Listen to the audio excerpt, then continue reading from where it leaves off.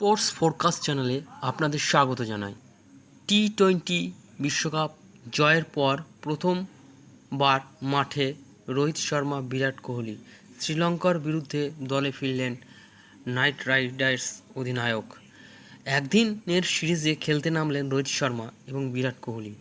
টি-20 বিশ্বকাপ থেকে অবসর নিয়েছেন তারা এবং টি-20 বিশ্বকাপে জয়ের পর এই প্রথম মাঠে নামলেন এই দিগ্বিজয় দুই ক্রিকেটার।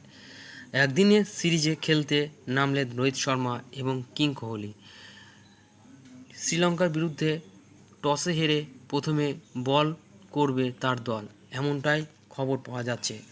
শুক্রবার ভারতীয় দলে ফিরলেন শ্রেয়াস আইয়ার। কলকাতা নাইট রাইডার্সের অধিনায়ক বোর্ডের বার্ষিক চুক্তি থেকে বাদ পড়েছিলেন, দলেও নেওয়া হচ্ছিল না তাকে দীর্ঘদিন ধরে। শুক্রবার প্রথম একাদশে জায়গা করে নিলেন তিনি। নিজেকে প্রমাণ করার সুযোগ পেলেন শ্রেয়াস আইয়ার। টসের পর রোহিত বললেন, দলের অনেক পরিবর্তন হয়েছে, আমিও ফিরেছি, সঙ্গে বিরাট এবং শ্রেয়াস আইয়ার এবং লোকেশ রাহুলও ফিরছে। কুলদীপ যাদবও দলে ফিরছেন। শ্রীলঙ্কার বিরুদ্ধে ভারতের হয়ে রোহিতের সঙ্গে ওপেন করবেন শুভমান গিল, তিনি দলের সহ অধিনায়ক। 3 নম্বরে ব্যাটে নামবেন বিরাট কোহলি, 4-এ ব্যাট করবেন শ্রেয়াস আইয়ার এবং উইকেট রক্ষক হিসেবে দলে রয়েছেন লোকেশ রাহুল, তিনি 5 নম্বরে ব্যাট করবেন। দলে 3 জন অলরাউন্ডার রয়েছেন এই মুহূর্তে: শিবম দুবে, ওয়াশিংটন সুন্দর এবং অক্ষর প্যাটেল। বাঁহাতি স্পিনার কুলদীপ যাদবকেও ফেরানো হয়েছে, সেই সঙ্গে 2 পেসার অর্শদীপ সিং এবং মোহাম্মদ সিরাজ। টসে জিতে ব্যাট করার সিদ্ধান্ত নেন শ্রীলঙ্কা।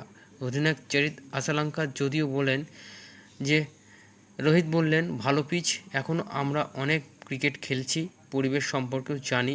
একদিনের বিশ্বকাপের ভালো পারফরমেন্স খেলেছিলাম, যদিও ফাইনালে জিততে পারিনি। আমাদের দলের ভারসাম্য রয়েছে, দলের সকলেই নিজের মতন করে খেলতে পারবে। টি-20 সিরিজ জিততে নিয়েছে ভারত, সেই দলের অধিনায়ক ছিলেন সূর্যকুমার যাদব।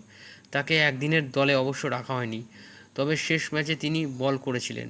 রোহিতকে শুক্রবার সঞ্চালক জিজ্ঞাসা করলেন তিনি বল করবেন কিনা। উত্তরে রোহিত বললেন, একদমই না, আমি ব্যাটিংয়ে মনোযোগ দিতে চাই, তাই দলে অনেক বোলার আছেন, তাই তার কাজ শুধু ব্যাট করা, বল করা নয়। স্পোর্টস ফোরকাস্ট চ্যানেলে থাকার জন্য অসংখ্য ধন্যবাদ। দীর্ঘদিন বাদে আমরা এই ভিডিওটা করলাম। ভালো থাকবেন।